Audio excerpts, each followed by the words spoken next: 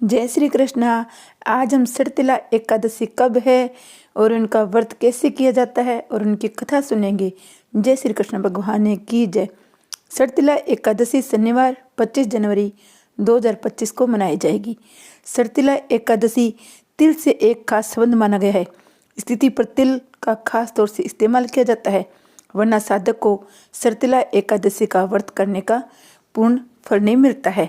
जैसा कि नाम से पता चलता है, सरतिला जिसमें सट का अर्थ अच्छा है और तिला करता है तिल, ऐसे कहा जाता है। इस पर अगर आप 6 प्रकार से तिल का उपयोग करते हैं तो साधक इससे सभी पाप नष्ट हो जाते हैं और उसे मोक्ष की प्राप्ति होती है। तो चलिए हम देखते हैं कौन से ये 6 काम अपने को सरतिला एकादशी पर करना है। सरतिला एकादशी पर तिल से संबंधित हम 6 उपाय जानेंगे, जिनका पालन करने से साधक को भगवान विष्णु के साथ साथ लक्ष्मी जी की भी कृपा प्राप्ति होती है। उसके जीवन से दरिद्रता दूर हो जाती है। सरतिला एकादशी पर तिल से ये 6 काम अपने को करने हैं। पानी में तिल मिलाकर स्नान करना है, तिल का उपटन लगाना है, हवन में तिल का इस्तेमाल करना है, तिल द्वारा अपने पितरों को तर्पण करना है, तिल को अपने भोजन में शामिल करना है। अपनी क्षमता के अनुसार हमें तिल का दान करना चाहिए। सरतिला एकादशी पर हम ये 6 काम करने के साथ साथ हम और भी तिल का उपयोग कर सकते हैं। इस दिन सुबह जल्दी उठने के बाद स्नान आदि करके हम सूर्य भगवान को जल देते हैं। उस टाइम गंगा जल में तिल मिलाकर सूर्य भगवान को अर्घ्य दे। इसी के साथ भगवान विष्णु को भी तिल से बनी हुई चीज़ का भोग लगाए। ये उपाय हम करने से व्रत का 2 गुना फल प्राप्त होता है और विष्णु भगवान का तिल से बनी हुई मिठाई का अवश्य भोग लगाए। पूरे विधि विधान से सरतिला एकादशी के दिन भगवान विष्णु की पूजा करने से, गरीब लोगों में तिल का दान करने से साधक के जीवन में दुर्भाग्य के साथ साथ दरिद्रता भी दूर होती है। इसी के साथ श्री प्रभु हरि की कृपा से साधक को सभी कष्टों से मुक्ति मिलती है और मृत्यु के बाद मोक्ष की प्राप्ति होती है। सरतिला एकादशी कर रहे हो तो आप तिल का दान अवश्य करें अपने सामर्थ्य के अनुसार, और तिल नाने में, खाने में, हवन सामग्री में, भगवान के प्रसाद में तिल जरूर शामिल करें। अब हम सरतिला एकादशी की कथा सुनेंगे। युधिष्ठिर जी ने पूछा, हे जगन्नाथ, हे श्री कृष्ण, हे आदिदेव जगतपते, माघ मास के कृष्ण पक्ष में कौन सी एकादशी होती है, उसकी कैसी विधि है तथा उसका फल क्या है? हे महाप्रज्ञ, कृपा करके ये सब बातें मुझे बताइए।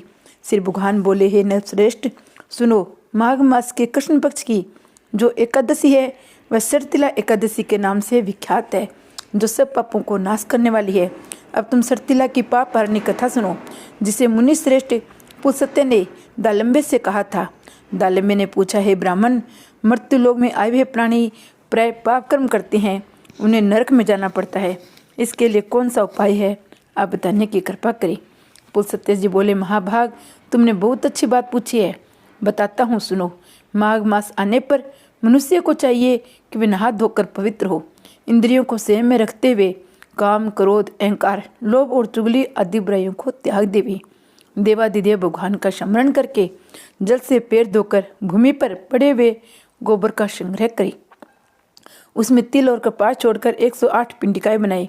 फिर माघ में जब आद्रा या मूल नक्षत्र आए तब कृष्ण पक्ष की एकादशी करने के लिए नियम ग्रहण करें। भली भांति स्नान करके पवित्र हो शुद्ध भाव से देवादिदेव श्री विष्णु की पूजा करें। कोई भूल हो जाने पर श्री कृष्ण का नामोच्चारण करें। रात को जागरण और होम करें। चंदन, अर्गजा, कपूर, नवेद आदि सामग्री से शंख, चक्र, गदा धारण करने वाले देव देवेश्वर श्री हरि की पूजा करें। तत्पश्चात भगवान का स्मरण करके बारंबार श्री कृष्ण नाम का उच्चारण करते हुए कुम्हेड़े, नारियल अथवा बिजोरे के फल से भगवान को विधि पूर्वक पूजा कर अर्घ्य देवे। अन्य सब सामग्रियों के भाव में 100 सुपारियों के द्वारा भी पूजन और अर्घ्य दान किया जा सकता है। और सच्चिदानंद घन स्वरूप श्री कृष्ण आप बड़े दयालु है। हम आश्रयहीन जीवों के आप आश्रयदाता होइए। हे पुरुषोत्तम, हम संसार समुद्र में डूब रहे हैं, आप हम पर प्रसन्न होइए। हे कमल नयन, आपको मेरा नमस्कार है। विश्व भावन, आपको नमस्कार है। सुब्रह्मण्य महापुरुष, सबके पूर्वज, आपको नमस्कार है। हे जगतपते, आप लक्ष्मी जी के साथ मेरा दिया हुआ अर्घ्य स्वीकार करें। तत्पश्चात ब्राह्मण की पूजा करें उसे जल का घड़ा दान करे, साथ ही छत्ता, जूता और वस्त्र भी दे। दान करते समय ऐसा कहे, इस दान के द्वारा भगवान श्री कृष्ण मुझ पर प्रसन्न हो। अपनी शक्ति के अनुसार श्रेष्ठ ब्राह्मण को काली गो दान करे। द्विज श्रेष्ठ विद्वान पुरुष को चाहिए वह तिल से भरा हुआ पात्र भी दान करे। उन तिलों के बोने पर उनसे जितनी शाखाएं पैदा हो सकती है उतने हजारों वर्ष तक वह स्वर्गलोक में प्रतिष्ठित होता है। तिल से स्नान करे, तिल को उपटन लगाए, तिल से होम करे, तिल मिलाया हुआ जल पिए, तिल का दान करे, तिल को भोजन के काम में ले। इस प्रकार 6 कामों में तिल का उपयोग करने से यह एकादशी षटतिला एकादशी कहलाती है, जो सब पापों को नाश करने वाली है। श्री कृष्ण भगवान की जय। जय एकादशी माता की जय। एकादशी का व्रत करे, एकादशी का व्रत न कर सके तो भगवान हरि की पूजा करके तिल का भोग लगाकर और एकादशी का नियम करे तो भी भगवान प्रसन्न होते हैं। जय श्री कृष्ण भगवान की जय हो।